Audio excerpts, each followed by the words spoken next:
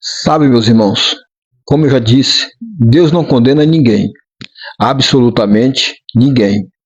Porque as pessoas que se condenam sozinhas, quando elas saem, quando elas deixam ou quando elas não querem a humilhação, essa é a única sentença, de sorte que haja em vós o mesmo sentimento que houve também em Cristo. Você quer um sentimento de Jesus? Então viva humilhado. Se você viver na humilhação de Jesus, você vai vencer o ódio. A humilhação vence o ódio, vence a ira, vence a raiva, vence a cólera. A humilhação vence a inveja, vence a avareza, vence a soberba. A humilhação vence a altivez de espírito. A humilhação vence a vaidade. A humilhação vence o mundo. A humilhação vence o rancor. A humilhação vence as mágoas, ressentimentos, vence Satanás, vence a serpente, a humilhação vence o dragão, a humilhação vence as obras do diabo, a humilhação vence o rei, a humilhação vence tudo, meus irmãos. E tudo vale a pena viver humilhado para alcançar as promessas de Jesus. Jesus tinha a promessa de ser reconhecido perante o mundo e perante a glória dos anjos, como o Filho de Deus vivo. O Verbo se fez carne e habitou entre nós. Jesus tinha a promessa de ser um Salvador do mundo, representante de Deus na terra. Porque ele tinha essa promessa, ele queria não somente cumpri-la, mas queria estar de volta com seu Pai, para toda a eternidade. E por que ele não era desse mundo, ele precisava voltar para onde antes estava. Irmão Rafael, o que ele veio fazer neste mundo, além de salvar a humanidade? Não. Ele veio salvar aqueles que ele ensina, que ele instrui e que lhe obedece. O que deseja ter o sentimento de Cristo? Qual é o objetivo do maligno? Que você não tem um sentimento de Jesus, mas tem um dele.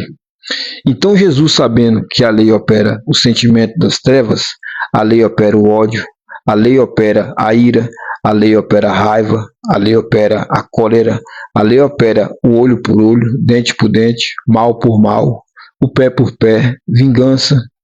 A lei opera a indignação, a lei opera a avareza, são as promessas dos céus de baixo. Jesus, sabendo de tudo isso, como os anjos demoraram 2000 anos para preparar a constituição da morte eterna, os anjos demoraram 2000 anos, meus irmãos, de Adão até Moisés, para preparar e colocar para fora todos os sentimentos do maligno, de fazer que pela lei todos os sentimentos da morte, do ódio, ira, raiva, cólera, raiz de amargura, ressentimentos, operasse pela lei, dentro de cada ser humano, para que ninguém fosse salvo e alcançasse as promessas feitas em Abraão, Isaque e Jacó. Então, quando Moisés compreendeu essa realidade, escreveu para nós e disse que o Senhor, vosso Deus, levantará um profeta, lá em Deuteronômio, capítulo 18, verso 15, a promessa de um grande profeta. Ele estava falando aqui de Jesus. O Senhor teu Deus despertará um profeta no meio de ti, de teus irmãos, assim como eu, carne e osso. A ele ouvireis, conforme tudo o que pedires ao Senhor teu Deus em Horebe, no dia da congregação, dizendo: não ouvireis mais a voz do Senhor meu Deus, nem mais veria esse grande fogo, para que não morra. Ele estava falando aqui das obras dos anjos, lá que ele chamava de Deus. Jesus sabia quem era. Eles estavam enganados ali. Eles não sabiam quem era.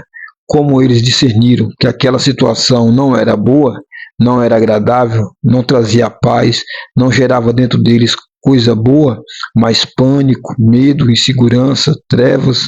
Então eles clamaram a Deus e buscaram a Deus em espírito, chorando e se humilhando.